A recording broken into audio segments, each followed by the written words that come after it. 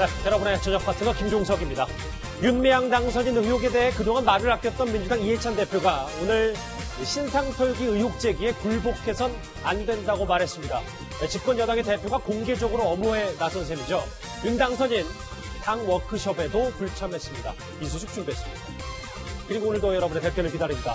뉴스타텐 유튜브 생방송에 의미 있는 댓글 남기시면 실시간으로 소개도 하고 질문도 받아보겠습니다. 멀리 가지 마십시오. 잠시 뒤 바로 돌아옵니다. 예, 오늘도 뉴스탑텐이 자랑하는 뉴스고수 네 분과 함께합니다.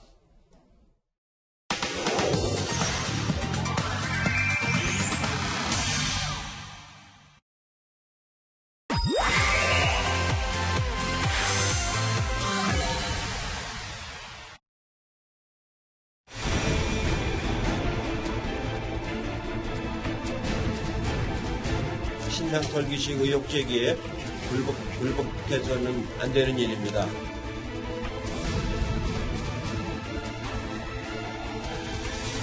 모든 부분에 자성이 필요하다고 생각합니다.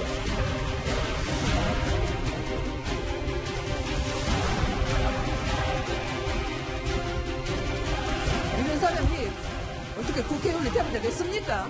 안 됩니다. 이 여러 문제 해결해야 됩니다. 국회의원은 못합니다.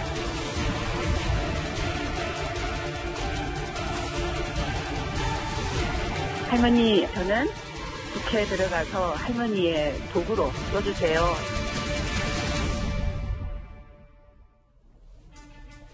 예, 오늘 뉴스탑10은 여기부터입니다.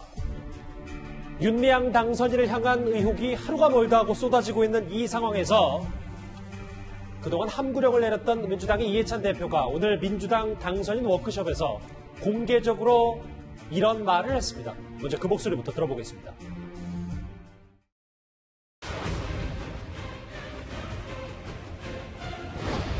30여 년의 활동이 악의적 폄훼와 우파들의 악용이 대상이 될 수는 없습니다.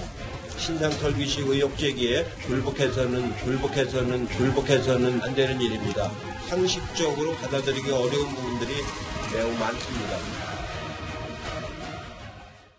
오늘 주목할 만한 단어들이 많아서요. 이해찬 대표의 말말말부터 시작을 해보겠습니다. 먼저 이도원 의원님. 네. 사사로운 일, 신상털기식 의혹 제기에 굴복해서는 안 된다. 이 정도 공개적으로 감쌌으면 뭔가 의도도 있을 텐데요. 그러니까 이해찬 대표의 입장은 그 윤미향 당선인 관련한 사건이 불거진 이후에 바뀐 건 없는데 오늘도 발표한 입장이 선뜻 납득하기 어려운 측면이 굉장히 많이 있습니다. 우선 30년 활동이 정쟁의 대상이 되거나 악의적으로 폄훼돼 우파에게 악용돼서는 안 된다 이렇게 얘기를 했는데 예. 지금 이 문제는 그 정쟁의 대상이 아닙니다. 특히 회계 부정이나 횡령 의혹이나 배임 의혹에 관해서 옳으냐 그르냐 법적으로 잘못한 것이 있느냐 이걸 가르는 거죠. 지금 정쟁의 차원은 아니고 우파에게 악용이라고 그랬는데 지금 이게 좌파 우파의 문제가 아니지 않습니까? 네. 진영의 문제가 아니고 이것도 역시 위법이냐 그렇지 않느냐 이런 문제이기 때문에 이렇게 가르는 건 대단히 부적절하다고 생각하고 예. 최근 현상을 보면서 상식적으로 받아들이기 어려운 측면이 있다고 얘기를 했는데 많은 국민은 오히려 왜 이해찬 대표가 이렇게 윤미향 당선인에게 집착하는지 그거를 상식적으로 받아들이기 어려운 측면이 있어요. 마지막으로 예. 굴복이라는 단어를 지금 이해찬 대표가 사용했습니다. 굴복이라는 단어는 옳지 못한 주장에 무릎을 꿇는 걸 얘기하는 건데 네. 지금 많은 국민들이 제기하는 의혹은 굉장히 합리적인 거기 때문에 여기에 따르는 것은 굴복이 아니라 민심을 따르는 것, 즉 민심에 순응하는 것이 되겠죠. 김태현 변호사님. 네. 그러면 왜 이해찬 대표가 윤미향 당선인을 감싸는 것처럼 보일까? 제 질문의 두 가지 중에 어떤 건지 한번 봐주세요. 그러면 당 내에서 윤미향 당선인 자체 조사해봤더니 별 문제 없는 것 같더라. 아니면 조국 전 장관 사태 때처럼 여기서 뭔가 밀리면 안 되기 때문에 전선을 앞세운 거다. 뭐 어떻게 봐야 됩니까? 정답은 뭐 나중에 나오겠지만 저는 후자로 봅니다. 2번으로. 왜냐하면 그래서 모르겠어요. 당의 진상조사를 해봤더니 별거 없는 것 같더라. 민주당은 진상조사를 꾸렸습니까? 안 꾸렸습니다. 예. 지금 뭐 일부 보도에 의하면 윤미향 당선인 뭐 해명 자료를 당에 제출했다라는 이제 보도들은 있던데 그 해명 자료라는 게 본인의 입장이지 그건 객관적인 입장은 아니잖아요. 윤미향 당선인이 아니다. 회계 실수다. 이런 얘기했지. 뭐 다른 어떤 본인에게 불리한 얘기 안 하지 않았겠습니까?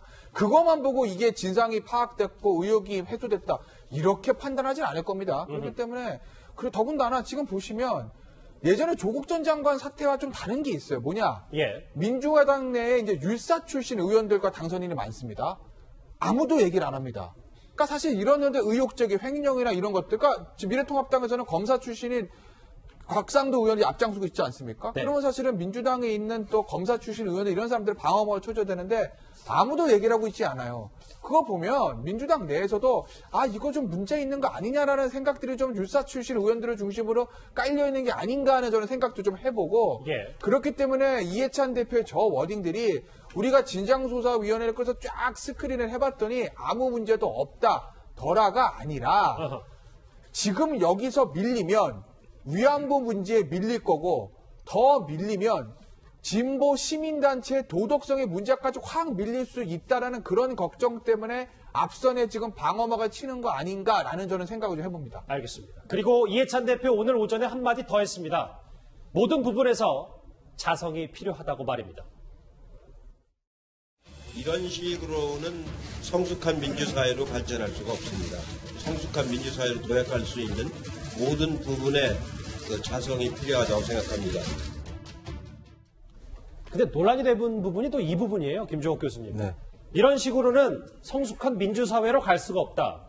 모든 부분에 자성이 필요한 때. 그래서 일각에서는 그럼 국민도 자성하란 말이냐라는 논란도 있더라고요. 그러니까 저는 오늘 유해찬 당대표의 말에 대해서 이해할 수가 없는 대목들이 너무나 많아요. 예. 왜냐하면 코로나19 상황을 아시겠지만 국민 덕분에라고 정부가 얘기한 거 아닙니까? 초기에 소위 국민, 대통령이 사죄까지 했던 내용들이 두 번이나 있지 않았습니까? 전 그런 상황에서 지금 이 문제와 관련해서 상식적으로 국민들, 그다음에 여론에서 적어도 정의원 회의가 투명하지 않은가, 그다음에 할머니들에게 예산을 왜 저렇게 적게 줬는가라고 하는 상식적 질문을 분명히 하고 있는데, 전 이 문제에 대해서 그냥 예를 들면 윤 당선인이 답하면 되는 문제인 거죠. 또 하나는 검찰이 수사하고 있으니까 수사 결과를 지켜보면 되는 거죠. 이런 상황에도 불구하고 당대표가 갑자기 저렇게 얘기해서 뭐 국민들이 예를 들면 정치적 영역에서는 상당히 미흡한 것처럼 말씀하시게 된다면 저는 국민을 모독하면서 윤 당선인을 옹호하려고 하는 이유가 무엇에 있는가라는 부분하고요. 또 상식적으로 얘기하면 예. 다른 건 모르겠어요. 예를 들면 개인적으로 공적단체 이름을 갖고 개인 계좌에 모금을 했다라고 얘기한다면 또 거기다가 남편이 부인의 개인 계좌를 신문기사에 모금 계좌를 올렸다고 얘기한다면 그다음에 모금의 지출 내역을 아직까지 밝히지 않고 있다라고 얘기한다면 예. 당대표가 윤 당선인에게 이것만큼 밝혀야 되는 거 아니냐라고 말씀하시는 게 가장 타당한 접근인 거라는 생각이 들고요. 밝혔는데 그것이 만약에 사실이라고 얘기한다면 그다음에 이런 얘기를 할 수 있겠죠. 하지만 이런 전제 조건이 아무것도 없이 저렇게 말씀하신다는 건 저는 국민들에게 상당히 예를 들면 모욕적인 발언이라는 생각이 들어요. 그런데 이해찬 대표의 이 공개적인 엄호에 이용수 할머니 측의 반응도 나왔습니다. 무릎을 꿇고 무슨 말인지 용서? 뭐를 용서를 합니까? 뭘 가지고 와야 무엇이면 가지고 와야 용서를 하지요. 하든가 안 하든가 그한데 뭐를 용서? 속이고 이용하고 제주는 고비하고 돈은 떼살이 받아 먹었습니다.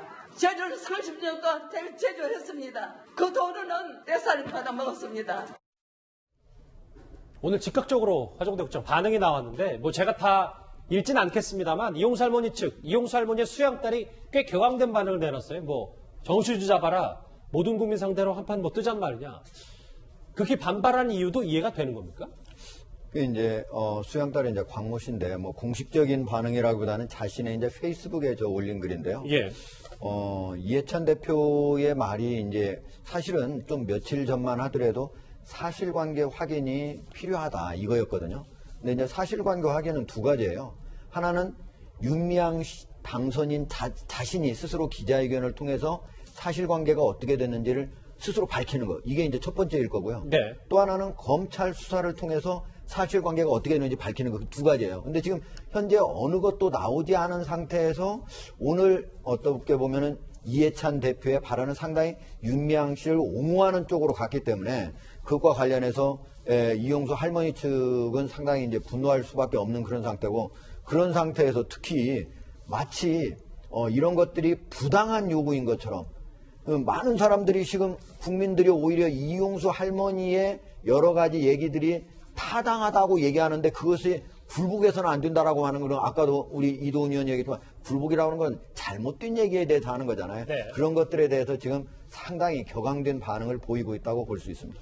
글쎄요, 뭐 그래요. 공식적인 반응은 아니지만 이용수 할머니의 수양딸도 이렇게 좀 다소 강도 높게 이해찬 대표를 비판했습니다. 당 내부에서도요. 차명 부동산 투기 의혹에 휩싸였던 양정숙 당선인은 바로 재명처리를 했는데 왜 윤미향 당선인에겐 아무런 액션도 취하지 않느냐라는 목소리도 좀 있는 듯합니다. 김태현 변호사님, 좀 더 구체적으로 들어보면 양정숙 당선인과 윤 당선인이 뭐가 다른 건지 뭐 이 부분도 좀 꽤 주목을 해봐야 됩니다. 다른 거는 양정숙 당선인은 변호사고 윤미향 당선인은 진보 시민단체 출신이라는 거 말고는 다른 게 없어요. 예. 또 하나 비슷한 점. 재산에 관해서 의혹이 제기됐는데 두 사람 다 강력하게 부인하고 있다는 거. 예. 이거는 동일합니다. 그런데 당의 처리는 완전히 다르죠. 자, 보세요. 양명숙 당선인도 본인은 지금 아니라고 부인하고 있습니다. 저 윤미향 당선인도 그렇죠. 만약에요, 양정숙 당선인하고 윤미향 당선인의 어떤 의혹이 전부 다 사실로 된다고 가정을 하고 말씀드릴게요. 그러면 양정숙 당선인의 어떤 부동산 차명 투기 의혹, 이게 진실이다. 그럼 뭐가 문제되냐면요, 명의신탁, 부동산 실명법 위반, 이거 벌금형 사안입니다. 그리고 본인이 본인 재산을 형성하는 과정에서 남의 명을 빌려서 쓴 이 부분이에요. 그러니까 벌금형 사안이라고요. 윤미향 당선인 의혹이 지금 만약에 진실되면 뭐죠? 횡령입니다. 기부금 받아서 본인이 꿀꺽한 겁니다. 의혹이 사실로 드러난다고 가정하고 말씀드린 거예요. 네. 벌금형 사안 아닙니다. 일반인 같으면 그 액수에 따라서 영장도 칠 수 있는 사안이에요. 액수에 따라서. 그렇기 때문에 양정숙 당선인하고 윤미향 당선인한테 제기되는 모든 의혹들 다 사실로 드러나고 나중에 유죄가 나온다고 하면 법적인 처벌의 정도는 양정숙 당선인보다 윤미향 당선인이 훨씬 클 수밖에 없습니다. 그런데 양정숙 당선인은 저렇게 빨리 제명을 한 민주당이 왜? 시민당이 있군요. 시민당이. 결국 민주당 통합을 했지만 왜 저 윤미향 당선인에 대해서는 저렇게 지지부진하는지 저로서는 납득이 되지 않는다. 아마 그건 그 차이, 출신의 차이 때문 아니겠냐. 양정숙 당선인은 뭐 변호사고, 뭐 인권위에 비상임위원회 하긴 했지만 변호사고, 윤미향 당선인은 진보 시민단체 출신이고, 이 차이 말고는 다른 이유는 저는 찾을 수가 없습니다. 알겠습니다.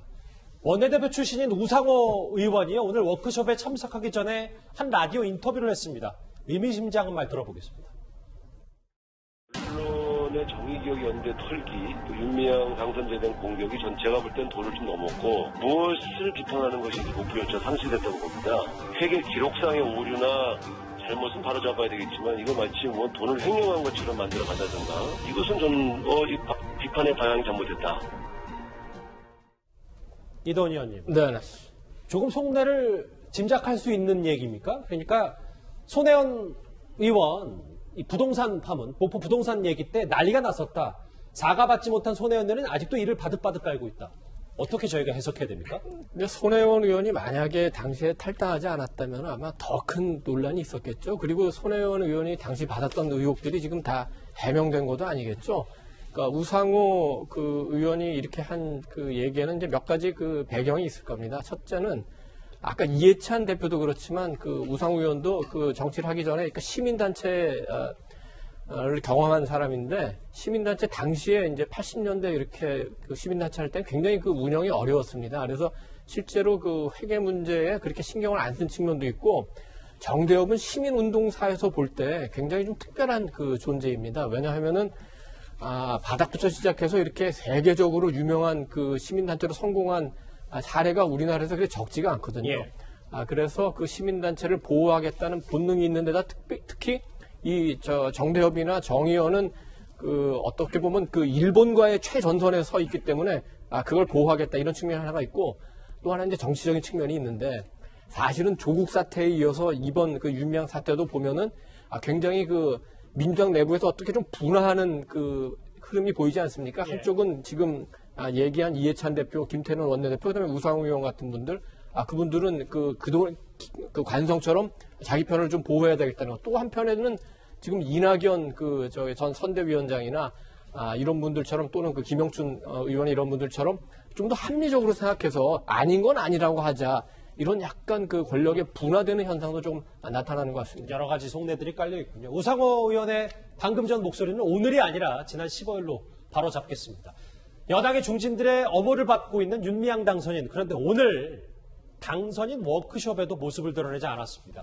김주옥 교수님, 저 네. 화면을 같이 볼 텐데 비례대표 윤미향 뭐 사인도 없고요. 아까 명찰도 주인을 못 찾고 이렇게 있습니다. 당과 계속해서 안 나오면서도 교감을 좀 한다고 봐야 되는 겁니까? 또 뭐 박주민 최고위원 말에 의하면 몇몇 의원들과 준비를 하고 있다고 얘기를 하고 있고요. 오늘 안 나온 이유는 아직까지 준비가 덜 됐으니까 안 나왔다라고 저희가 추정할 수밖에 없는 상황인 것 같은데요. 아까 말씀하신 것처럼 제가 볼 때는 민주당이 임원 사태를 좀 잘못 지도부가 접근하고 있는 것 같아요. 그러니까 좀 진영 논리가 있는 것 같아요. 일단 이해찬 당대표 입에서 우파란 얘기가 나왔다라고 하는 건 진영 논리를 갖다 염두에 두고 있는 거고요. 또 하나는 당 내부에 오랫동안 좀 386 출신 시민단체와의 친소관계라고 하는 게 깊숙이 자리 잡고 있죠. 거기다가 제가 볼 때 정치적 판단도 분명히 있는 것 같아요.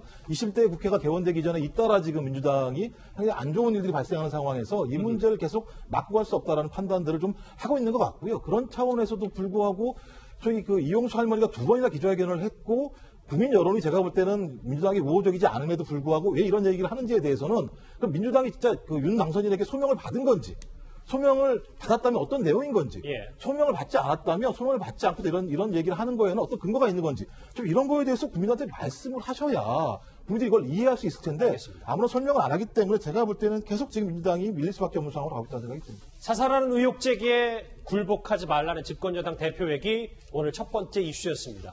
다음 주제, 그런데 오늘 새롭게 알려진 보도 하나가 있습니다.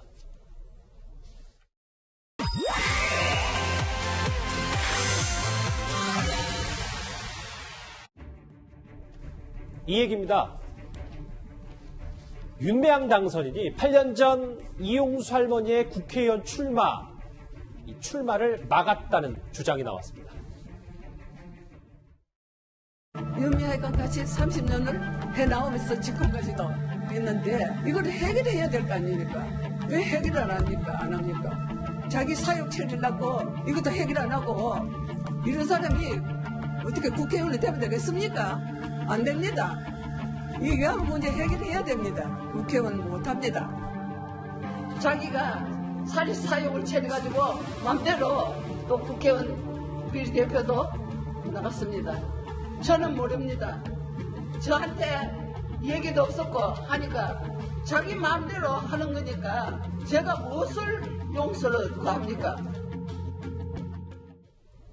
한 언론 보도, 녹취록을 통해서 좀 알려진 사실인데 8년 전에 이미 이용수 할머니의 국회 진출을 윤미향 당선이 만류했다는 건데 저희가 이걸 어떻게 뜯어봐야 되는 거죠, 김태현 변호사님? 글쎄 이제 녹취록 언론 보도를 보면 2012년이죠. 2012년에 민주당 쪽으로 이용수 할머니가 비례대표 신청을 했는데 당시에 이제 정의연 이사장이었던 윤미향 당시 이사장이 만류했다 이런 얘기가 나왔어요. 지금 보시면 지금 그 당시 할머니 이렇게 얘기했다는 거죠. 위안부 문제 해결하기 위해서 나는 국회의원 당한다. 그랬더니 국회의원 안 해도 할 수 있는 건데 왜 하시려고 그러냐고 막았다는 거예요. 근데 결국 이제 이용수 할머니가 당시에 비례대표 신청을 했는데 사실은 당시에 이제 한 40명 정도 명단 발표하잖아요. 근데 그 40명 안에 들지 못했어요. 그래서 어떻게 보면 이제 지역구로 생각하면 공천을 못 받은 거나 마찬가지인 거죠. 자, 그런데 저거는 이제 비판적으로 보는 입장은 뭐냐면, 아니, 8년 전에는 이 할머니 나간다도 그렇게 못하게 하더니 8년이 지난 2020년 자기는 왜 나가? 이런 얘기들을 좀 일부에서 하는 것 같은데, 저는 그걸 그렇게 동일선상에서 비판하는 거는 저는 옳지 않다고 봅니다. 그러니까 저도 사실 윤미향 당선인의 어떤 횡령 의혹입니다. 아직까지. 돈 문제, 그런 부분에 대해서는 제가 항상 비판적인 의견을 가지고 말씀을 드렸지만, 이 출마 문제는 좀 다른 거예요. 저는 그렇게 봐요. 왜냐하면 시민단체 출신도 국회의원 할 수 있습니다. 할 수 있는 거죠, 당연히. 그런데 시민단체 순수성을 지키기 위해서 정치하면 안 된다. 저는 그렇게 생각하지 않습니다. 분명히 이제 정치를 할 수는 있어요. 해야 되는 필요성도 있을 수는 있고요. 근데 2012년하고 2020년은 사실 8년이라는 세월이 흘렀거든요. 그러니까 예를 들어서 2012년에 할머니 나가지 마세요. 왜 국회의원 하시려고 합니까? 우리 시민운동 해야죠. 그리고 본인이 싹 나갔다. 그러면은 비판의 거리가 되죠. 2012년 바로 나가면 문제가 됐을 수도 있다. 그리고 2020년에도 할머니 나가려고 할머니 나가지 마세요. 안 돼요. 그리고 본인이 나갔다. 그럼 문제가 되죠. 근데 그게 아니라 그때는 2012년과 2020년에는 한 8년이라는 갭 차이가 있기 때문에 그 사이에 위안부 문제 이런 것들 상황이 많이 변하지 않습니까? 그러니 아마 당시에 윤미향 당선인 할머니의 출마를 막았는데 본인이 나갔다. 이건 저는 크게 문제되지 않는다고 봅니다. 다만 국회의원 할 때 하시라 이거예요. 좋습니다. 의정을 잘하세요. 대신 본인한테 쏟아지고 있는 국고보조금, 기부금의 어떤 유형에 대한 의혹의 문제는 말끔히 해결하시고 예. 검찰 수사 결과 문제가 드러나면 거기에 대한 처벌은 받으셔야 될 거다라는 말씀은 제가 드리겠습니다. 예. 그러니까 이 문제는 한번 이렇게 보는 게 좋을 것 같습니다. 이번 21대 국회 때 그 태영호 그 전 북한 공사하고 지성호 그 씨가 공천이 되지 않았습니까? 네. 뭔가 탈북민 문제를 해결하거나 이제 남북 관계 이런 통일 문제를 할 때 탈북민 그분들을 공천하지 않았습니까? 그 탈북자 지원단체를 에서 일하는 분을 공천하지 않지 않습니까? 이번에 지금 조이라는 안내견과 함께 온 우리 김혜지 당선인 있지 않습니까? 예. 장애인이시죠. 시각장애인 피아니스트인데 장애인 문제를 해결하기 위해서 국회 왔는데 장애인을 공천하지 장애인 지원단체를 공천하지는 않지 않습니까? 만약에 위안부 문제를 해결한다면 위안부를 공천하는 문제도 충분히 검토할 수 있었다고 봅니다. 그러니까 위안부 피해 할머니요. 그렇죠. 그렇다면 이제 8년 전에 이용수 할머니가 공천 안 된 거는 뭐 아쉬운 부분이 있고 왜 위안부 할머니는 안 되고 위안부 지원단체는 되냐? 그거는 탈북민이나 장애인 비교할 때는 조금 이렇게 주객이 전도된 걸 수도 있다. 이렇게 생각할 수 있는데 예. 사실은 이용수 할머니가 지금 민주당 내에 또는 권력 내에 무슨 네트워크가 있겠습니까? 그래서 공천받기 어려웠겠죠. 반면에 윤미향 당선인은 오랫동안 시민 활동을 해왔고 시민단체 인사들이 많이 진출한 민주당 내에 네트워크가 탄탄하기 때문에 오히려 공천을 받을 수 있었겠죠. 일단 이용수 할머니는 이런 윤미향 당선인의 만류에도 당시에는 뜻을 굽히지 않았던 것으로 보입니다. 이용수 할머니라고 대구에서 굉장히 씩씩한 활동가 있어요. 할머니 제가 더불어 시민당 비례 후보로 추천이 됐고 설명을 딱 드렸더니 잘했다 잘 들어갔다 이젠 거기서 해야지 그러셨고 요즘에는 내가 기분 사는 게 아니고 진짜 죽겠는 것도 힘들어요. 이거는 정말로 참 말을 하려면 내가 그렇고 이걸 내가 참이라고 지금 어떡한 참이라고.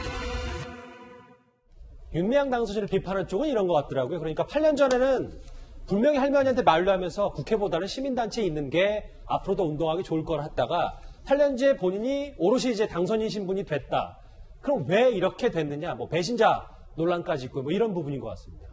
그러니까 이제 사실은 저는 윤미향 당선인이 국회의원 되는 거나 아니면 이용수 할머니가 국회의원 되는 거나 누구라도 난 될 수 있다고 하는 생각인데 다만 이제 윤미향 당선인 같은 경우에는 이 정신대부터 정의원까지 간사부터 사무국장 그 다음에 이사장까지 해서 즉 다시 말하면 실무 활동가가 최고 책임자까지 쭉 올라온 사람이거든요. 예. 무려 그 과정에 무려 20여 년이 쭉 걸려가지고 한 사람이기 때문에 사실은 만약에 윤미향 이사장이 여기서 나간다면은 이 정신대 역할은 상당히 줄어들 수밖에 없다. 왜 할머니들은 이미 나이가 많이 드셨잖아요. 위안부 피해 할머니들이. 예. 반면에 이제 이용수 할머니 같은 경우는 그 할머니들이 그때 당시만 해도 40-50명이 됐던 거니까 예. 사실은 한 분이 나가더라도 그 활동 자체가 크게 위축되거나 할 가능성은 없어요. 그런데 그때 당시에 윤미향 씨가 8년 전에 반대를 할 때는 뭐라고 했냐면 국회의원 안 되고도 여기서 하면 되지 않느냐. 그 얘기는 똑같아요. 누구나. 보도에 따르면. 그런데 어떤 얘기까지 했느냐. 다른 할머니들이 싫어하신다. 저는 얼마나 다른 할머니들이 싫어하시는지 실제로 모르겠어요. 그러나 그런 얘기까지 해가지고 남은 말겨놓고 자기 자신은 여기서 그 문제를 해결하러 나간다고 한다고 말한 것에 대해서 이용수 할머니가 배신감을 느끼는 것은 저는 매우 당연하다. 그런 측면에서 또 정신대의 활동을 앞으로 어떻게 위축될 거냐 말 거냐 하는 측면에서 보더라도 윤미향 씨가 나가게 되면 배나 더 타격이 크다라고 보는 게 맞다. 그렇게 봅니다. 최근 이렇게 가장 뜨거운 이슈 가운데 하나이기 때문에 저희도 여론의 흐름을 한번 지켜봐야 될 것 같습니다. 김종욱 교수님. 네. 제 옆에 화면을 좀 볼 텐데요. 국민 일단 10명 가운데 7명 이상은 윤 당선이 사퇴해야 된다는 여론이 좀 우세합니다. 제가 또 저 정도 우세라고 얘기할 정도가 아니고요. 상당히 국민들 대다수가 윤미향 당선인 거취 문제와 관련해서 상당히 좀 부정적인 입장들을 가지고 있다는 생각이 들고요. 그렇다면 저는 이 이야기는 저는 이용수 할머니께서 말씀하신 부분들에 나름대로 좀 그 말씀이 맞다라고 하는 국민적 여론들이 좀 그쪽으로 좀 흐르고 있다는 생각이 들어요. 그래서 할머니 말씀은 그런 거지 않습니까?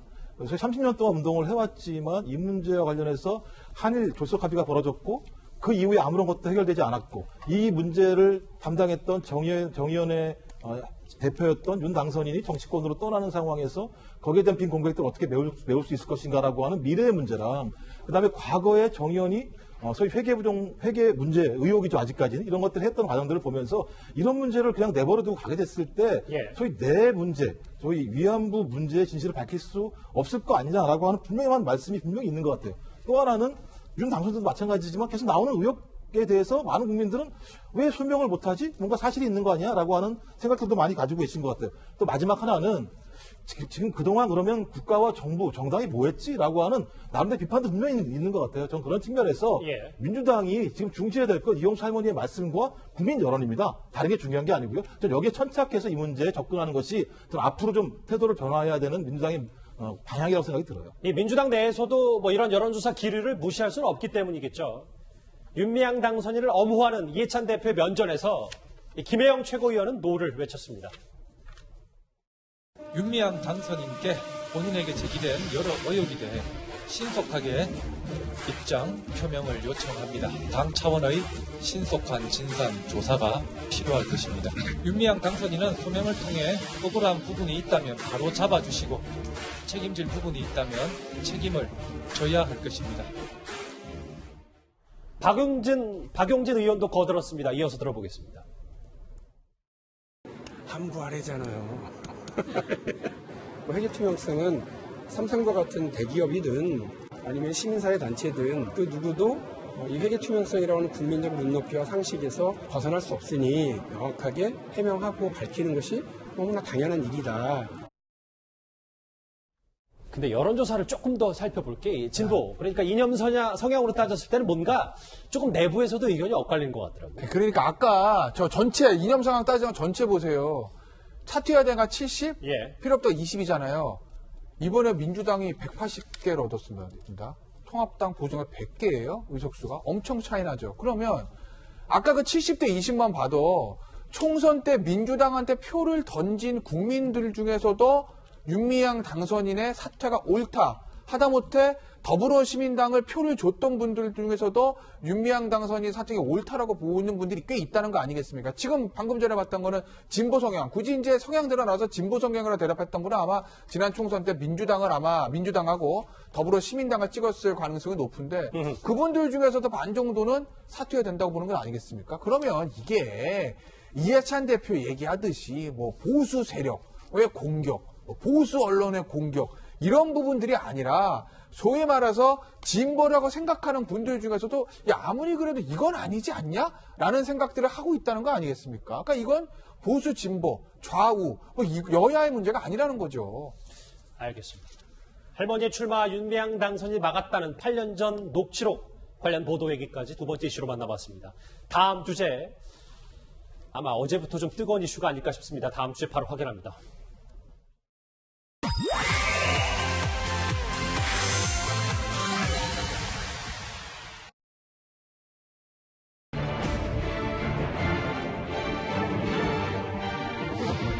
처음에 기자회견할 때 이것이 있습니다. 그 연세 어르신들이 쓰는 용어가 아니라 이게.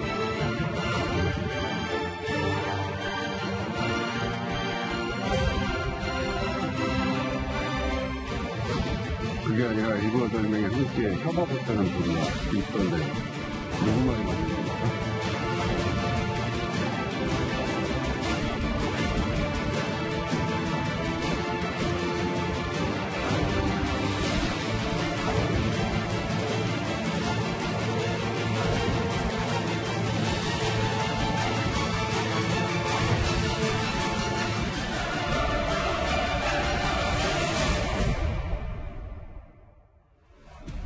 이용수 할머니의 두 번째 기자회견을 두고 연일 음모론이 가시지 않고 있습니다.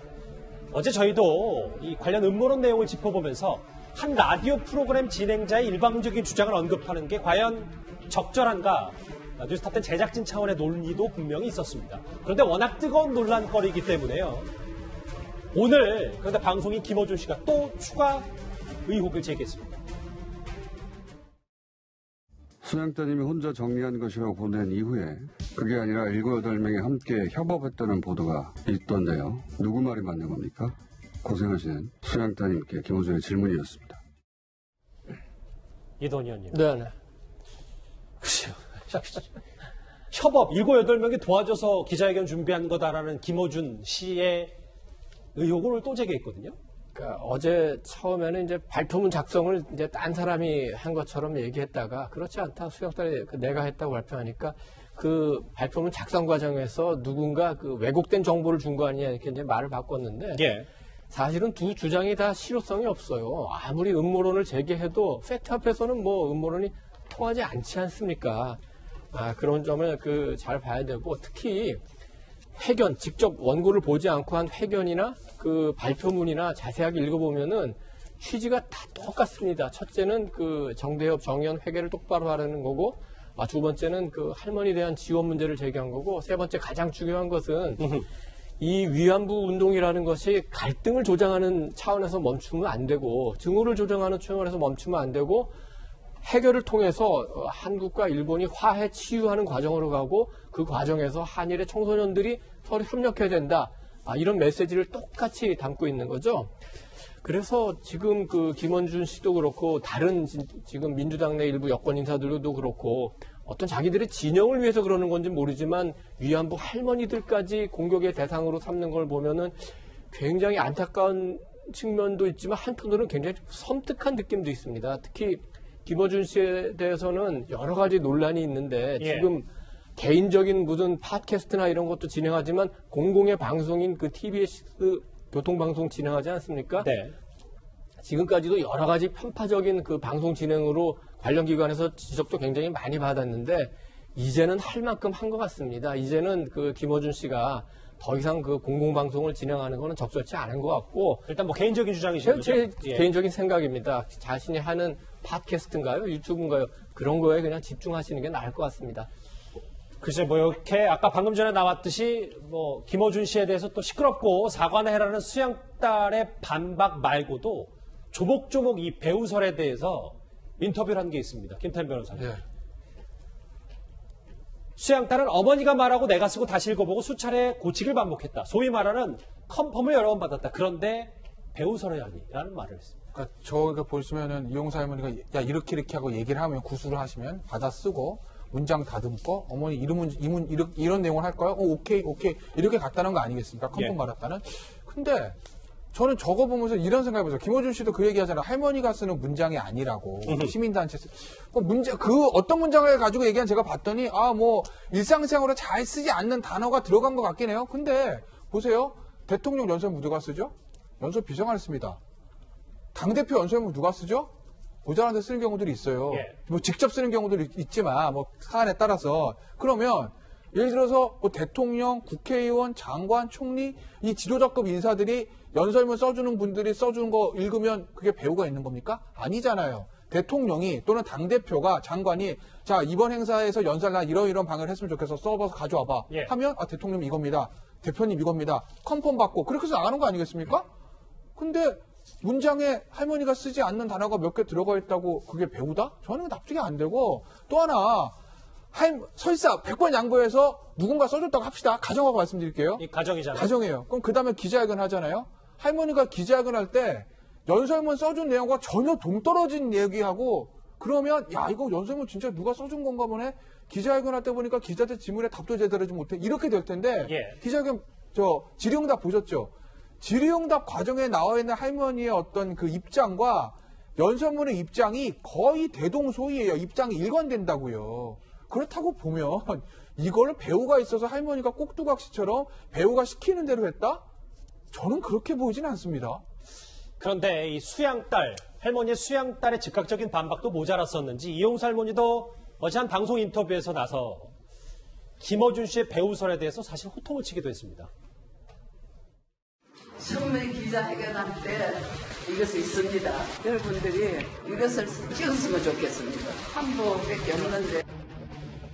그 연세, 어르신들이 쓰는 용어가 아니라는 게 금방금방 드러나는데 시민단체나 조직을 이끌거나 할 때 정치권에서 등장하는 전형적인 단어예요. 외국에 관이한 이들이 아닌가 일부 같은 것에서 얼씨구나 찬스라고 본 것 아닌가. 검찰은 정권에 부담을 주는 사건이거나 하고 얼씨구나 하고 손에 쥐려고 했던 기회를 본 게 아닌가. 그래서 압수수색을 그렇게 빨리 하고. 배우설 제기에 저는요, 하정대 국장. 사실 어제 이용수 할머니의 이 말이 좀 기억에 남더라고요. 제가 무식한 사람입니다. 그런데 삐딱삐딱하게 썼습니다. 당신도 내 나이 돼보소. 이게 똑바로 써지는가? 라는 말로 반박을 했거든요. 제가 한번 그 기자회견 전문을 한번 꼼꼼히 읽어봤어요.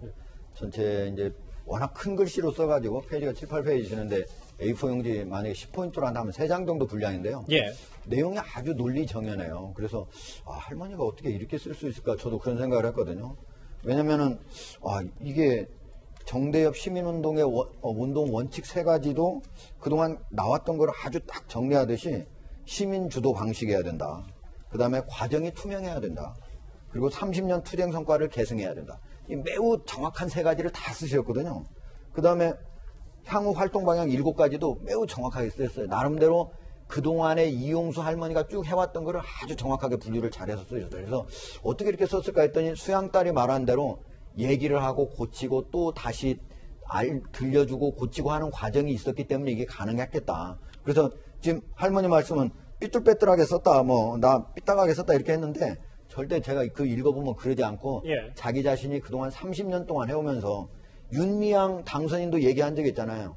이용수 할머니 씩씩한 활동가라고. 그 정도로 아주 쭉 해왔기 때문에 지금 만 92세인데도 말씀 아주 또박또박 하잖아요. 저희 어머님 지금 89세인데, 만 89세인데 그렇게 말 더 똑바로 못 하시거든요. 예. 그래서 이런 상황에서 사실은 내용을 보고 어떤 것도 반박할 수 없으니까 오히려 배우설을 얘기하고 음모설을 얘기하고 이게 실질적인 내용을 반박할 수 없을 때 하는 얘기들을 이렇게 하면 안 돼요, 절대로. 예. 그러니까 만약에 배우설을 얘기하더라도 구체적인 근거를 가지고 하면 모른다지만 당장 바로 당사자부터 반박받을 수 있는 얘기를 아닌 말고식으로 하는 거 이거 더불어민주당에서 계속적으로 야당을 향해서 비판했던 내용 아닙니까? 그거를 바로 김어준 씨가 그대로 똑같이 하고 있다면 안 되는 거죠. 예, 김종욱 교수님. 네. 정말 오랜만에 진중권 전 교수의 말 인용하는데 글쎄요, 이게 워낙 첨예한 윤미향 당선인 논란이다 보니까 김어준 씨를 마약 탐지견으로까지 비유를 했네요. 저는 좀 두 분 다 좀 자중하셨으면 좋겠다는 생각이 많이 들고요. 그 한쪽에서는 배우론 얘기하니까 또 한쪽에서는 냄새론을 얘기하는 80년의 고통을 안고 사셨고 30년을 운동하신 분이 호소하신 내용을 가지고 지금 벌어지는 일입니다. 근데 저 두 분의 저런 짧은 레토릭으로 저걸 담아낼 수 없는 것들이기 때문에 예. 저렇게 말씀하시면 진짜 문제가 있다는 생각이 들고요. 제가 볼 때는 김어준 씨 같은 경우는 본인이 어떤 진영의 전략과 메시지 최고 브레인으로 생각하신 것 같아요. 그래서 진영이 약간 어려우면 자기가 스핀 닥터, 그러니까 내용들을 돌릴 수 있다, 분명 전환할 수 있다는 생각 가지고 계신 것 같은데 절대 그렇지 않고요. 그 다음에 제발 부탁인데 좀 취재라도 한 다음에 말씀하셨으면 좋겠어요.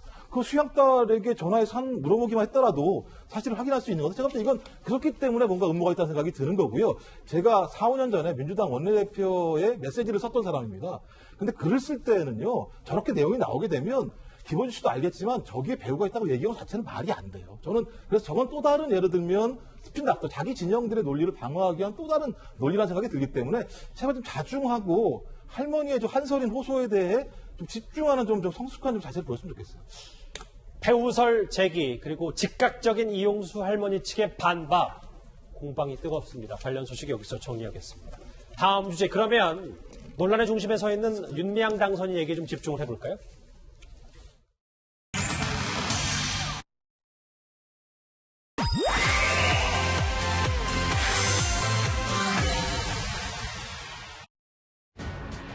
앞서도 잠깐 언급을 했지만 이 윤미향 당선인 워크숍도 불참하고 9일째 잠적 상태입니다.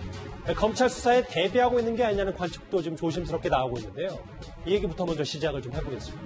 장혜치 변호사님. 그런데 오늘 한 언론 보도에 따르면 변호사를 선임한 게 아니냐, 변호사 특정한 이름도 나왔는데 아직 사실관계가 확인된 건 아니죠? 네, 한 언론 보도에 따르면 민변 출신의 변호사에게 선임을 부탁했다고 합니다. 그런데 그 해당 변호사가 소속된 법무법인에서 이 사건을 수임할지 워낙 정치적 파장이 큰 사건 아니겠습니까? 예. 지금 해당 변호사가 고심하고 있는 중이라는 그러한 내용까지 보도에 나온 것으로 보아서 윤미향 당선인 측에서 사건을 의뢰한 것까지는 사실로 여겨집니다. 그리고 그 대상이 된 언론 보도에 실명이 나온 변호사는 또 민변 출신의 이 중량감 있는 변호사이기 때문에 이 사안을 가지고 윤미향 당선인이 법적으로 끝까지 다퉈보겠다는 의지가 확실한 것 같고요. 그 말인즉슨 변호사에게 사건을 의뢰했다는 것은 뭔가 국회 개원 이전에 자신 사퇴라는 그러한 발표를 할 가능성은 이제는 거의 없어졌다. 끝까지 버티면서 법적인 판결을 받겠다는 뜻으로 해석을 해야겠죠. 그런데 문제는 윤미향 당선인이 사퇴를 안 하고 법적 공방을 벌이게 되면 지금 의원회가 5층에 들어가야 되는데 거기 보좌진도 안 보인다고 하거든요. 근데 며칠 뒤면 국회가 문 엽니다. 문 여는데 사무실에 이사도 안 할 정도면 제대로 된 의정 활동을 못하고 재판에 신경 쓰느라 시간이 차일피일 흘러갈 텐데 그만큼 국회의원 한 명의 공백, 우리 국민의 세금으로 쓰는 돈인데 참 국민들이 많은 피해를 입는다. 따라서 윤미향 당선이 개인이 변호인을 선임하는 것과는 별개로 민주당 차원에서 진상조사와 정무적인 판단을 내리는 것이 국민을 향한 도리가 아닐까 싶습니다. 그런데 윤 당선인의 근황을 알 수 있는 오늘 민주당 박주민 최고위원의 인터뷰가 하나 있습니다. 몇몇 의원들과 소통을 하면서 이제 필요한 내용들을 뭐 정리하고 있고 그렇다는 정도까지 저도 알고 있습니다. 근데 뭐 구체적으로 뭐 조만간 뭐 공식적으로 입장을 발표하겠다라든지 이런 계획이 있는지까지는 제가 알겠습니다. 민주당에서도 국회 개원 전에 또는 검찰 출석 전에 윤미향 당선인에 대한 입장 표명을 요구했지만 윤미향 의원이 하지 않는 것으로 거부하는 것으로 나타나고 있기 때문에 저는 그래서 처음부터 민주당이 일정한 선을 긋고 있어야 된다 했는데 민주당이 좀 곤혹스러워지는 것 아닌가 이렇게 느껴집니다. 이도원 의원님, 네. 화면에 나온 것처럼 윤미향 당선이 몇몇 의원들과 소통하며 필요한 내용을 정리 중이다. 그럼 당과 뭐 충분히 소통, 교감을 하고 있는 거네요. 뭐 그런 것 같습니다. 당 지도부 일부 그리고 그 함께 그 시민 활동을 했던 그 시민 단체 출신 아마 여성 의원들 가능성이 크죠. 이런 분들과 접촉을 하면서 일부는 해명도 하고 앞으로의 이제 그 상황을 어떻게 관리할 것인지 이제 얘기를 하고 있는 것 같은데 일부에서는 굉장히 이제 소수가 아마도 30일 전에 또는 그 검찰 수사 전에 뭐 입장을 밝히고 거취를 밝힐 거다 이런 얘기를 하는데 그건 좀 희망 사항에 가까운 것 같고 당분간은 그 윤미향 당선인이 나타나지 않을 가능성이 굉장히 크다고 봅니다. 오늘이 27일이니까 이제 사흘 남았기 때문에 이제 의원 신분으로서 해명을 하든 아니면은 그 검찰 수사를 받든 이렇게 할 것 같고 그렇지만 지금 전체적인 상황이 의원이 된다 하더라도 윤미향 당선인에게 뭐 크게 유리한 건 없는 것 같습니다. 검찰 수사도 어차피 그 범죄를 보고하는 거기 때문에 신분이 당선인이든 의원이든 크게 영향은 받지 않을 걸로 보고 검찰도 그런 의지를 갖고 수사를 하는 것 같고 전체적인 분위기는 아까 저희가 논의를 했습니다만 당내에서도 굉장히 안 좋은 여론이 많은 데다가 좀 전에 저희가 얘기를 나눴습니다만 같은 편이라고 생각해서 거기에 대표적인 단체에 가서 변호인을 의뢰했는데 거기서 난색을 표시하는 것은 현재 윤미향 당선인이 처해진 현실을 가장 적나라하게 보여주는 거다. 이렇게 얘기할 수 있겠습니다. 이도원 의원님이 잠깐 정리해 주셨지만 그럼에도 불구하고 이런 얘기가 있잖아요. 그러니까 오늘이 5월 27일이니까 모레 안에 김종욱 교수님. 모레 안에 검찰이 부르면 당선인이고 토요일 그러니까 31일에 부르면 30일에 의원 신분이니까 국회 동의 못 받으면 체포 구금 어려워서 이거를 좀 버티게 하는 건 아니냐라는 의혹이 야권에서 계속 나오고 있거든요. 근데 저는 그거는 이렇게 큰 의미는 없을 것 같아요. 왜냐하면 6월 5일날 원구성을 한다라고 얘기하는데, 그러니까 국회가 열려 있을 때, 회기가 시작됐을 때에는 예를 들면 불체포 특권이 있기 때문에 그 국회에서 표결을 통해서 그것이 가결되지 않는 이상은 잡히지 않는다는 얘기는 안 된다는 얘기인 건데 문제는 제가 볼 때는 그렇게 문제를 풀 수 없을 거다. 민주당이 이런 소위 국회의원의 특권을 가지고 이 문제를 풀 수 없을 거다. 아까 그 여론조사 보셨지만 여론과 민심을 이길 수는 없는 상황인 거고요. 그다음에 국회가 그렇다고 예를 들어 윤미향 당선자 때문에 1년 내내 국회를 열 수 있는 건 아니지 않겠습니까? 그러니까 만약 한 달 동안 개원하게 되면 그 다음 달 개원을 못하게 되면 그 과정에는 검찰이 부르면 가서 소환에 응하고 조사를 해야 되는 상황이니까요. 저는 그래서 그렇기 때문에 민주당이 빨리 좀 진상조사를 하고 사실관계를 밝혀서 문제가 될 것 같다라고 얘기한다면 정리를 해야 되는 거죠. 자기 입장에서요. 만약 진짜 문제가 없다 그러면 끝까지 막아야 되겠죠. 근데 문제가 있다면 거기에 맞게 대응한다는 생각이 들기 때문에 마지막으로 말씀드리고 싶은 건 여론과 민심은 못 이긴다. 177석도. 알겠습니다. 이런 말씀을 드리고 싶어요. 그러니까 이도원 의원님과 김종욱 교수님 얘기는 의원 신분이든 현역 의원 신분이든 당선인 신분이든 검찰이 수사에서 부르는 데는 그렇게 큰 변수는 아닐 것이다. 그런데 어쨌든 검찰 수사로 넘어간 윤미향 사태 속에서도요. 오늘 정의연 측이 이용수 할머니 두 번째 기자회견 직후에 첫 수요 집회를 열었습니다. 검찰 수사에 대한 심경도 담겼습니다. 목소리 같이 들어보시죠. 정의기억연대의 지난 한 주는 고통과 좌절, 절망과 슬픔의 시간이었습니다. 20일과 21일 양일에 걸쳐 검찰의 압수수색이 진행되었습니다. 몸이 편치 않으신 기론옥 할머니께서 계시는 마포 쉼터에까지 들이닥쳤습니다. 쉼터 자료를 이미 제출하기로 검찰과 합의한 터라 충격과 서글픔은 이루 말할 수 없었습니다. 그럼에도 정의연은 검찰의 모든 수사 절차에 지금까지 협조적이었으면 공정한 수사와 신속한 의혹 해소를 기대하고 있기 때문입니다. 정의연 측은 오늘 수요 집회에서 할머니 공격 자제해라, 뭔가 너무 의혹 제기에 치중하지 말라 여러 목소리를 던졌는데, 그런데 당분을 했는데 새로운 논란은 계속해서 불거지고 있거든요. 하정대 국장. 예. 정의연이 올해 모금 목표액을 발표했는데 모금액 중에 피해자 지원 사업이 단 5천만 원, 2.5%, 뭐 3% 수준도 안 돼요. 이 부분은 문제 제기를 좀 받아야 되는 건 아닌지. 당연하죠. 사실 20억 원 내에서 사실 피해자들을 지원하는 게 저는 최소 50%는 넘어야 된다고 봅니다. 그래야 이게 정의연이 위안부 할머니들을 위한 조직이라고 할 수 있는 거지. 저기에서 단돈 5천만 원, 2.5%를 쓴다? 사실은 이게 이제 보면은 2017년에는 그래도 좀 많이 썼어요. 73%? 예. 근데 그때는 왜 그랬냐면 정의연에서 할머니들한테 일본 돈 안 받은 사람들한테 8명한테 8억 원을 줬기 때문에 그런 거예요. 그 다음에 2018년에 22%, 작년 6%. 전체적으로 지금까지 쭉 정대협과 정의연이 활동하면서 할머니들한테 쓴 돈은 전체 후원금과 지원금, 모든 수입의 전체 한 5% 안팎뿐이 안 됩니다.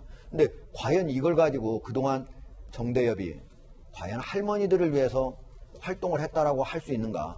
오히려 그냥 거기에서 활동하는 사람들의 각종 다양한 사업을 하려고 했던 거 아니냐. 여기 이번 같은 경우에도 보면은 가장 큰 올해 사업이 대외협력 사업인데 그중에서 김복동 센터 사업 비용이 12억 9천만 원이요. 이것도 우간다에서 안 된다니까 미국에서 짓겠다. 전체가 20억 든다. 그중에 올해 13억 가까이 쓰겠다. 이런 건데 이렇게 하는 운동 방식이 과연 맞는 거냐. 할머니들의 불만이 나올 수밖에 없는 그런 방식이라고 봅니다. 장현식 평론가는 조금 더 구체적으로 들어갔을 때 결국 정리를 좀 해보면 홍보, 뭐 대외 업력에 이렇게 돈을 많이 쓴 것 자체가 이용수 할머니의 지금까지 주장에 좀 신빙성을 더하는 구체적인 수치가 좀 드러난 겁니까? 그렇죠. 사실 수치만 따지고 보게 되면 거의 피해자 지원 사업에는 돈을 쓰지 않았다고 말해도 과언이 아닐 정도입니다. 지금 하정대 국장이 말한 2017년의 특이한 케이스를 제외하게 되면 2018년 같은 경우도 6억 3,560만 원의 기부금을 모았는데 피해자 지원 사원에 쓴 금액이 2,240만 원밖에 안 됩니다.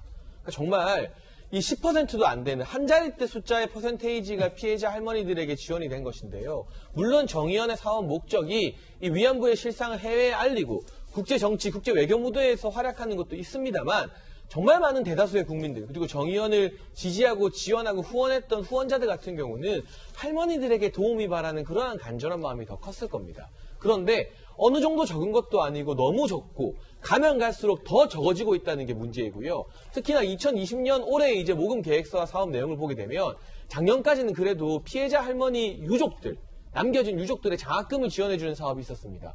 2020년에는 그 사업이 아예 없어졌습니다. 점점 줄어든다는 게 이 문제가 이용수 할머니의 기자회견으로 밝혀지지 않았다면 우리도 모르는 사이에 피해자 지원 사업은 가뜩이나 없던 부분에서 완전히 보이지도 않을 정도로 줄어들어갔을 거라는 그러한 추론이 충분히 가능한 상황입니다. 윤미향 당선 의혹 저희가 시작부터 집중적으로 하나하나 뜯어봤습니다.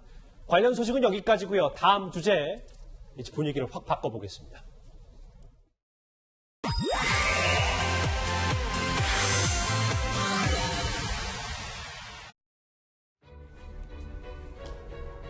경주 스쿨전 어린이 교통사고 얘기인데요. 아마 어제 오늘 인터넷과 SNS상의 가장 뜨거운 뉴스가 아닐까 싶습니다. 사건은 그리 복잡하지 않습니다. 한 SUV 차량이 이렇게 어린이가 탄 자전거를 뒤에서 들이받습니다. 어린이의 가족은요, 운전자가 아이를 쫓아가다가 그러니까 보복하려다가 고의로 사고가 났다고 주장하고 있는데요. 제가 방송 전에 이 차에 받친 피해 어린이의 누나와 전화 통화를 했습니다. 저와 전화를 하기 직전에 이 피해 어린이의 누나는 경찰에서 새로운 CCTV 영상을 보고 나왔다 이렇게 말하기도 했습니다. 제가 직접 통화한 그 목소리부터 먼저 듣고 오겠습니다. 동생 말이 역주행을 했다고 했는데 도대체 역주행을 했다는 게 어디서 했다는 걸까? 이 생각을 계속 하고 있었는데 오늘 블랙박스 영상을 보니까 완전히 역주행을 했더라고요. 영상을 보시면 엄청 충격적이잖아요. 애를 그렇게 들이받는 게. 추가 CCTV도 보고 블랙박스 영상도 봤는데 그게 더 충격적이에요. 장면이. 쭉 들으셨죠? 그리고 피해자 측의 목소리가 하나 더 있습니다. 이어서 들어보겠습니다. 제 입장은 계속 보이라고 생각했고 솔직히 마음 같아서는 이거를 공개하면 끝나거든요 사실은. 그러니까 이제 그 아주머니께서 역주행을 해가지고 이렇게 중앙선 침범까지 해가면서 이제 애를 따라오거든요. 그 영상에서 보면은 애가 막 이렇게 뒤로 봐요. 차가 쫓아오니까 애가 그냥 블랙박스 영상에서 커다랗게 나와요. 이건 진짜 애를 죽이려고 작정하고 쫓아온 거예요. 지금 저희 어머니는 그 영상을 보시고 바로 우시고 저도 그 영상을 보고 더 충격적인 거죠. 이게 과연 사람이 할 수 있는 행동인가? 일단 중요한 건 피해 어린이 측의 주장이라는 분부터 시작을 할 텐데요. 장혜철 변호사님. 그러니까 제가 전화했을 땐 그 상황이었더라고요. 아까 제가 말씀드렸다시피 경찰에 갔더니 새로운 그러니까 SUV 차주의 CCTV를 보고 난 다음 직후에 저랑 통화를 한 건데 추가 CCTV를 보니까 더 충격적이었다라는 주장을 지금 하고 있습니다. 고의로 그랬다. 사실 지금 언론이나 인터넷상에 공개된 영상은 충돌 장면입니다. 충돌과 그 직후의 장면인데 그 영상만 봐도 솔직히 고의성이 다분한 거 아니냐는 생각을 많은 국민들이 하는 것 같아요. 그런데 이 피해 어린이의 누나가 경찰에서 봤다는 블랙박스 영상에 이 해당 차량이 역주행을 하고 중앙선 침범을 하면서 무리하게 이 아이의 자전거를 추격하는 게 고스란히 담겨 있다고 하잖아요. 그렇다면 이게 고의가 아니라고 부정하기가 더 어려워지는 것이죠. 우리가 고의가 아닌데 실수로 어떻게 역주행을 하고 중앙선을 침범해가면서 이 자전거를 쫓아서 저렇게 추돌을 하겠습니까? 그 과정이 아마 공개된다면 또는 공개되지 않더라도 경찰이 확보했으니 조사 과정에서 고의성 여부를 좀 엄격하게 따져보게 될 것 같고요. 문제는 이미 공개된 영상에서도 충돌하고 나서 차가 바로 안 멈춥니다. 아이가 자전거와 함께 넘어졌는데 그 부분을 밟고 지나가요. 정말 천만다행으로 아이의 다리 부분이 타이어에 밟힌 것으로 보이는데 만약에 다른 방향으로 아이가 넘어졌다면 어떻게 됐을까 상상하기만 해도 너무나 끔찍한 현장이거든요. 보통은 추돌하면 본능적으로 브레이크를 밟고 차가 멈추기 마련인데 해당 차량은 지금 영상 보시는 것처럼 자전거를 넘어서까지 계속 지나갔다는 점. 이 부분만 봐도 피해자 측에서 주장하는 이건 정말 고의성이 있는 사고라는 것이 사고가 아니죠. 고의성이 있는 추돌이라는 것에 조금 더 무게감이 실리지 않을까 합니다. 그럼 당시 사고 직전에는 도대체 어떤 일이 있었길래 이 SUV 차주를 향해서 피해 어린이 측은 보복이라고 말하는 걸까요? 제가 직접 피해 어린이 누나의 목소리를 또 한번 들어봤습니다. 놀이터에서 야야야 이렇게 야라고 해요. 그 여자아이가. 그래서 하지 마라. 진짜 이제 오빠니까. 근데 또 야라고 해요. 하지 마라. 몇 번 얘기하고 이제 사과를 해라고 했는데 사과를 안 해가지고 이제 어깨를 이제 툭 쳤어요. 근데 이 사람들이 자꾸 9살짜리 아이가 뭐 5살짜리 아이를 그렇게 한다. 계속 그런 말이 나오니까 저는 이게 스트레스를 받는 거예요. 하지만 해당 운전자는 고의적으로 아이를 들이받은 건 아니라는 취지의 진술을 경찰에 했습니다. 엄마한테 엄마 저 오빠들 왜 괴롭혔다 통지라니까 엄마가 이제 너희 와봐라 이러니까 애들이 자기가 더 도망가니까. 이게 워낙 첨예하고 주장들이 달라서 이도원 의원님 네. 명백한 살인행위다 아니다. A군이 그냥 가니까 뒤따라가다가 사고를 냈을 뿐 얘기를 하자고 했는데 사고를 냈을 뿐 고의는 없었다. 근데 이게 지금 경북 경주경찰서에서는 합동수사팀까지 구성을 했어요. 경찰은 이 사건을 조금 심각하게 보는 것 같습니다. 그래서 교통범죄수사팀뿐만 아니라 형사팀까지 합동으로 수사팀을 구성을 했는데 우선은 이 사건이 경주 시내 스쿨존에서 일어났기 때문에 최근에 이제 국회를 통과한 민식이법 적용 대상이기도 하고 또 하나는 그 어른이 모는 SUV가 어린이가 탄 자전거를 들이받는 사건이라는 게 결코 경미하다고 볼 수 없는 굉장히 중대한 사고로 그 인식을 하고 있는 거죠. 일단 또 아까 김 앵커가 잠깐 언급했습니다만 가해자 측은 일단 의도를 부인하고 있기 때문에 명백하게 이 사건의 그 전말을 그 가릴 필요가 있는 겁니다. 그런데 지금 이제 시작이 9살 어린이, 5살 어린이로 시작이 됐는데 그 학교 뭐 무슨 폭력과도 연관이 없는 거겠죠? 아이 싸움이 어른 싸움 된다고 차라리 그 어린이의 부모와 싸웠으면 그 차라리 나았을지도 모르는데 어른이 차를 몰고 자전거를 탄 아이를 들이받고 그 넘어졌는데도 혼내는 거를 볼 때는 굉장히 이거는 그 중대한 사건이다. 경주경찰서는 적어도 그렇게 판단하고 있는 것 같습니다. 예. 이제 저 화면이 지금 우리 저기에서는 이제 잠깐만 나오니까 그런데 저 화면을 전체를 다 꼼꼼히 봤거든요. 근데 이제 저기가 보시면 아시겠지만 양쪽에 주차가 돼 있어요. 그렇죠. 그래서 우회전을 하더라도 천천히 해야 되는 자리인데 우리 9살 어린이도 이제 도망가려고 했으니까 상당히 자전거 속도가 좀 났어요. 났기 때문에 자전거도 약간 밀리면서 좀 왼쪽으로 가 있었고 저 차도 상당히 빠른 속도로 따라왔어요. 그런데 저기에서 사고가 나는 순간을 자세히 보면은 저 차가 오른쪽으로 지금 상당히 틉니다. 지금 저 보시면 아시겠지만 바퀴가 오른쪽으로 확 갔어요. 가고 난 다음에 다시 저 운전자가 약간 왼쪽으로 틀어서 정방향으로 하고 다시 한 5m를 무려 가가지고 저 자전거 처음에는 자전거와 저 학생이 밀립니다. 그냥 저게 밀려가다가 넘어진 상태에서 그 다음 다시 이제 지나가거든요. 자전거를 그대로 밟고 지나갑니다. 저런 걸 보면은 적어도 200m를 그 전에 따라온 거거든요. 그러면 딱 사고를 낸 순간 사고라고 하는 거 금방 알 수 있어요. 그리고 속도가 저기에서 그렇게 빠르진 않아요. 그럼요. 한 1m 안에도 충분히 설 수 있는 제동거리가 있었음에도 불구하고 저런 식으로 했다.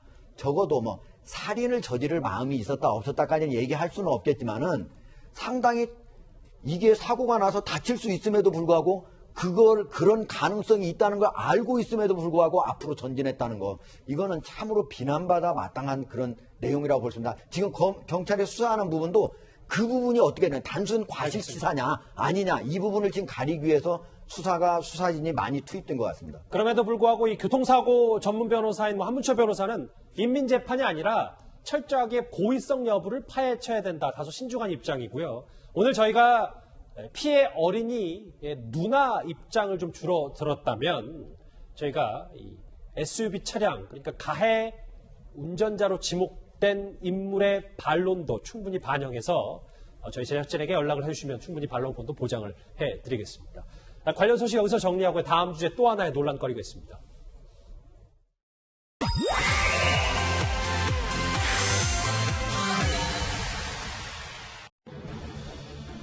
어제 저희가 일부 민주당 의원들이 현충원에서 친일파의 묘를 파내한다고 주장해서 여러 뒷만들 낳고 있다는 소식 전해드렸었습니다.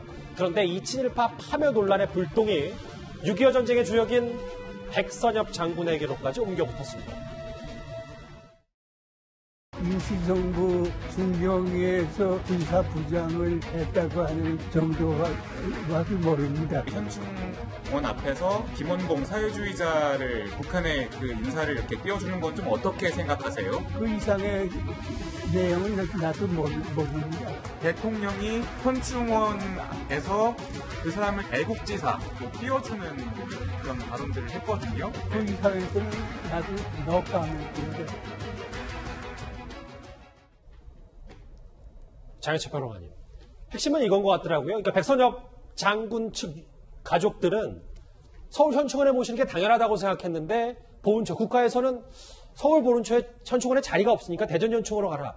이게 혹시 지금 여러 가지 논란과 맞물리면서 청와대와 정부의 뜻 아니냐라는 주장인 것 같습니다. 그 시기가 참 공교롭죠. 사실 백선엽 대장 같은 경우는 이미 10여 년 전에 보훈처와 협의를 통해서 서울 현충원의 이 묘자리를 전부 다 마련해 놓았다고 합니다.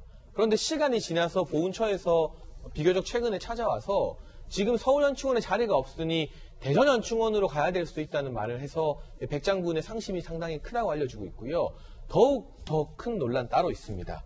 지금 김원훈 광복회 회장이 총선 전에 국립묘지법 개정 관련 설문을 돌리면서 일부 여권에서도 이 국립묘지법 개정을 추진하고 있고 저희도 소개해드렸습니다만 이수진 당선인 더불어민주당에 또 김병기 의원 같은 경우가 최근에 현충원에서 시민단체와 모임을 하면서 행사를 하면서 파묘 이야기까지도 했거든요.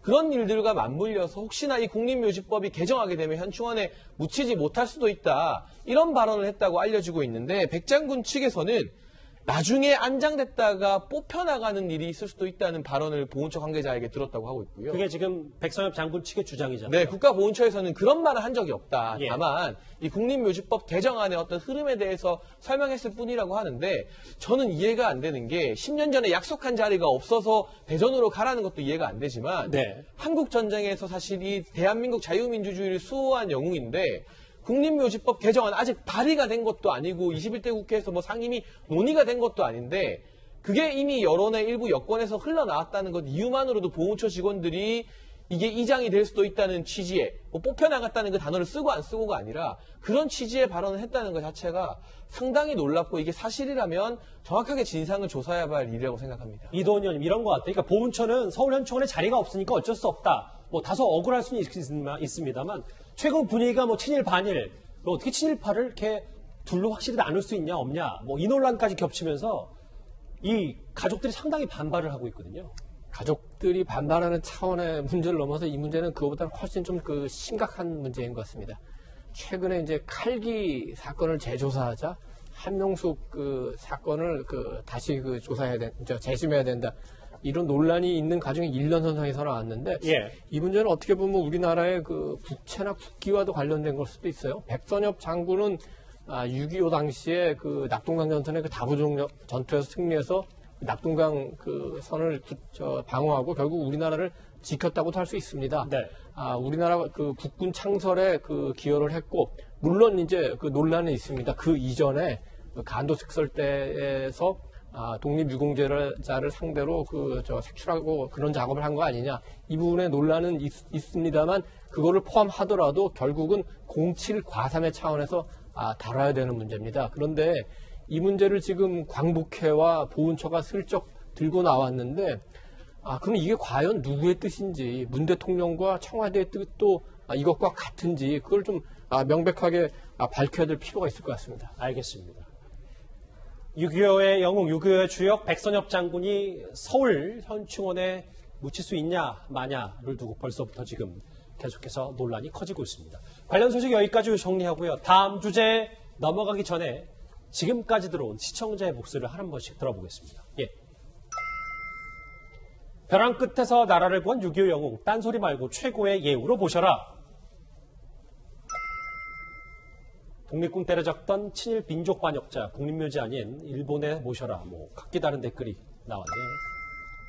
대전 현충원은 국립묘지 아니냐? 왜 꼭 서울 현충원에 모셔야 하냐? 예. 할머니도 국회의원 하고 싶어 했잖아요. 당신은 해야 되고 윤미향 당선인은 안 되나요? 마지막 볼까요? 이러쿵저러쿵 논점 흐를 필요가 뭐 있냐? 얼마 들어왔고 위안부 할머니, 피해 할머니 기부금 어디에 썼는지 밝히면 끝나는 일일 것을. 오늘도 댓글 5개 감사드립니다. 관련 소식 여기서 정리하고 다음 주제 오늘 있었던 코로나 속보 봐야 될 것 같습니다.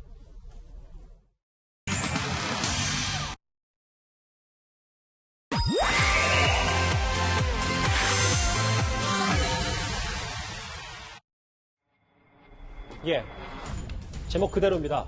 국내 최대 온라인 쇼핑몰 쿠팡의 경기도 부천 물류센터에서 집단 감염이 발생한 소식 어제 저희가 잠깐 전해드렸습니다.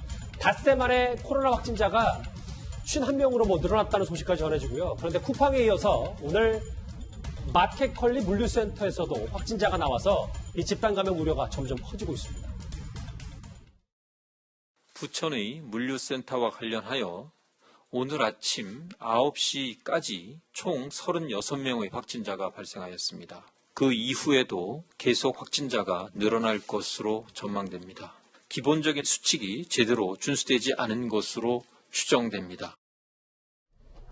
백수영 교수님, 국민들이 걱정하는 건 어느 곳도 다 걱정이지만 특히 물류센터, 배송, 새벽 배송, 신선식품 배달하는 곳에서 이렇게 코로나가 뚫린 건 어찌 보면 큰 걱정일 수가 있거든요. 그렇죠. 그것도 많은 사람들이 지금 집단으로 감염이 되고 있고 또 이 소비자들의 우려는 상당히 클 것으로는 보입니다만은 사실 이게 이론적으로는 가능하지만 전 세계적으로 봤을 때도 아직 감염 경로로서는 얘가 없거든요. 예. 또 한 가지 과연 환경 중에 얼마나 살아있을까 또 배송 시간을 생각하면은 사실 감염 우려는 그다지 없는데 그래도 우려는 어쩔 수가 없거든요. 이론상 있기 때문에. 그래서 여러 가지 조심해야 될 부분이 일단 지금 모든 분들이 그렇게 하시고 있는 것 같은데 비대면으로 받고 받은 다음에 개봉할 때는 일회용 비닐장갑 우리 투표할 때 쓰지 않았습니까? 그걸로 일단 개봉을 한 다음에 그 나머지 포장 재료들은 비닐에 잘 포장을 해서 버리게 되면 폐기하게 되면 문제가 없을 것이고 제일 중요한 것은 손을 잘 씻으면은 그 다음에 감염 우려는 없는 것으로 보입니다. 아, 그러니까 택배 박스 뜯을 때 이 개봉할 때 꼭 비닐 장갑 쓰고 택배 물품도 비대면으로 받으면 저희가 지금 걱정하는 큰 우려와 공포 정도는 아닐 것이다. 일반적으로는 그냥 뜯고 잘 손만 씻으면 되지만 그 우려가 되시는 분들은 거기까지 하면은 더 이상은 없을 것이다 그렇게 생각을 합니다. 그런데 저는 지금 이 쿠팡 물류센터도 그렇고 마켓관리 물류센터도 마찬가지고 이게 지금 콜센터나 혹은 여러 가지 그 집단 밀폐, 밀집 시설과 다 연관이 있는 거니까 이게 그러면 앞으로도 이 쿠팡 말고도 기하급수적으로 늘 수밖에 없는 거 아닐까요? 우리가 지금까지 그 부분을 몰랐어요. 물류센터에 적으나 저온, 신선식품일 경우에는 그 저온을 유지하기 위해서 환기가 굉장히 어렵습니다. 예, 그리고 대부분 일용직이기 때문에 하루 일하고 그다음에 또 딴 데 가서 일하고 하기 때문에 파악하기도 어렵고 교육하기도 어렵고 굉장히 접촉이 많아서 수천 명이 지금 진단을 받아야 하기 때문에 실제로 그 주변에서 일을 하셨던 분, 접촉하셨던 분들은 증상의 유무와 상관없이 지난번 클럽 때와 마찬가지로 바로 먼저 선제적으로 자기가 진단을 받아보는 것이 좋을 것 같고 지금 방역당국이 그걸 쫓아가지는 못하고 있습니다. 너무 숫자가 많아서. 이게 지금 보면 마스크도 안 썼고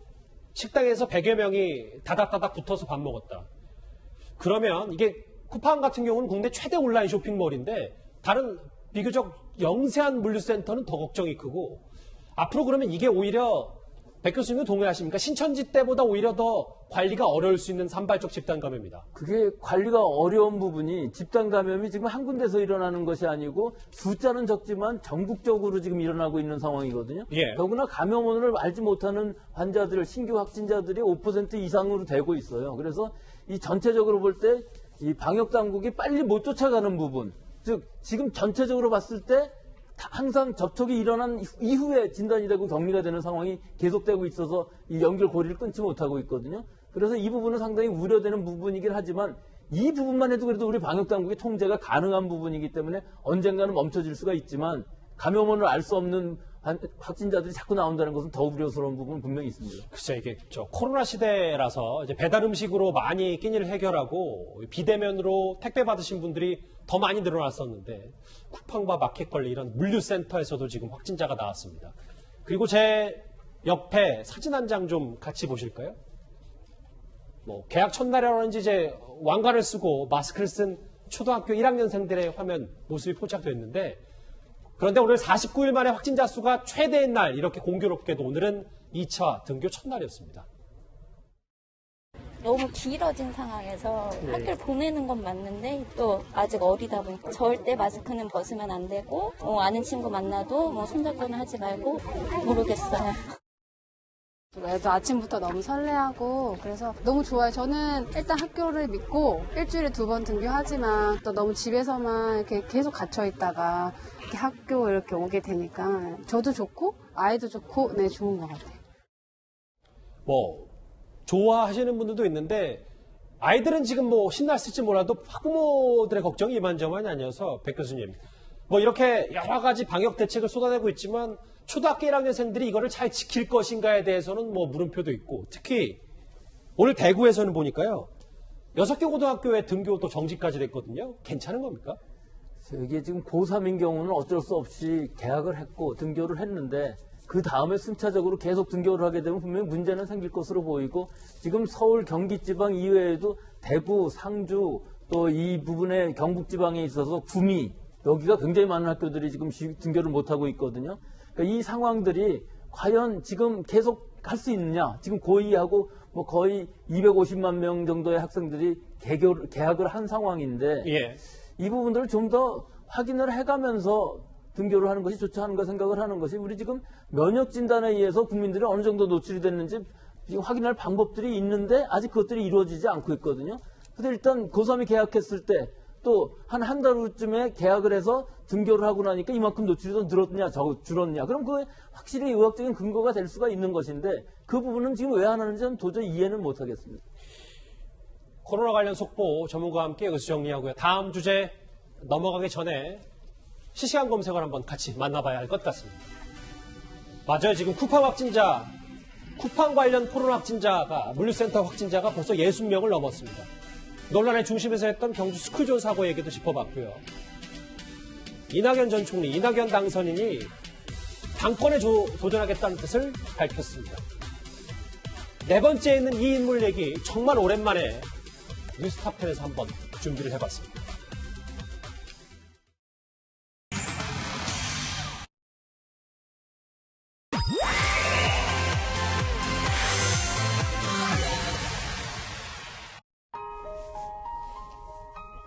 이 노래 주인공입니다. 작은 거인 80년대 대표 디바죠. 가수 이선희 씨 소식을 좀 짚어봐야 될 것 같은데요.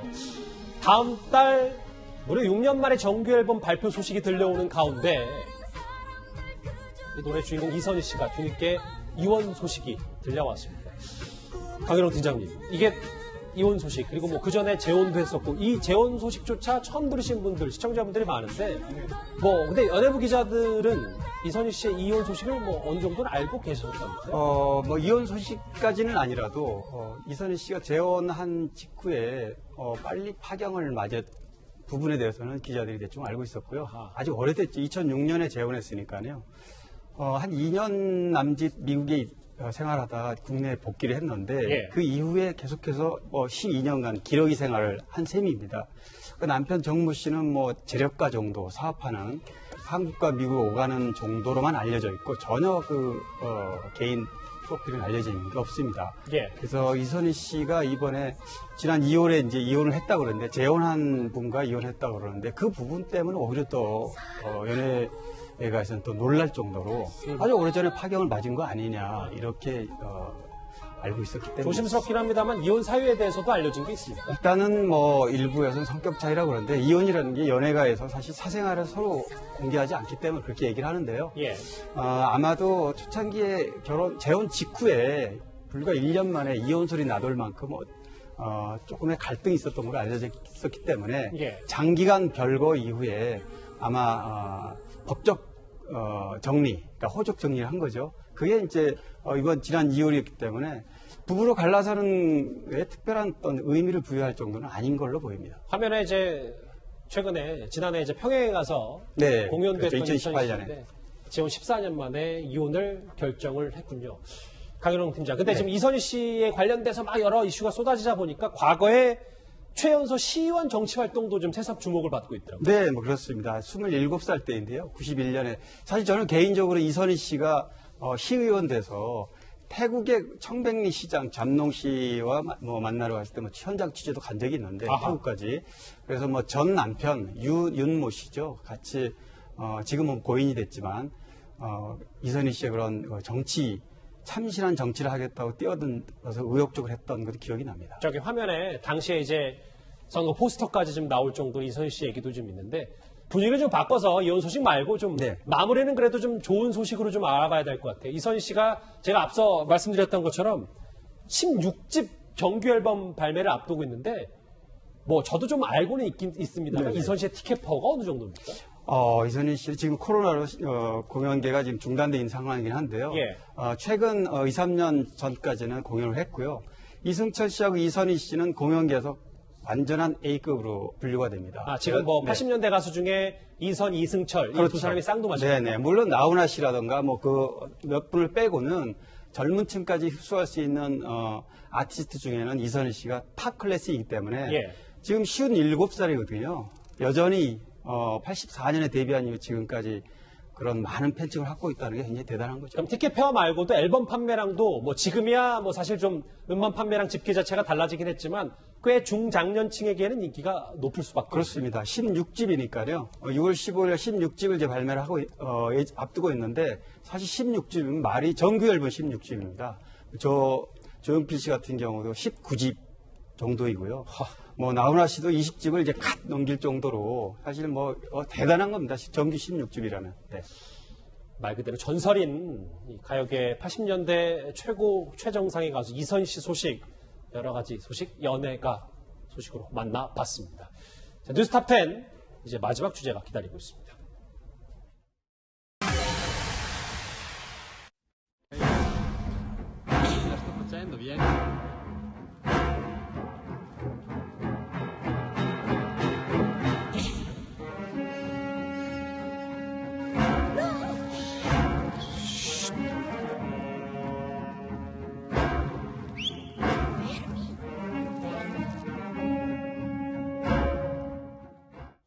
얼마나 무서웠을까요? 수요일 뉴스탑 10 준비한 소식은 여기까지입니다. 여러분 고맙습니다.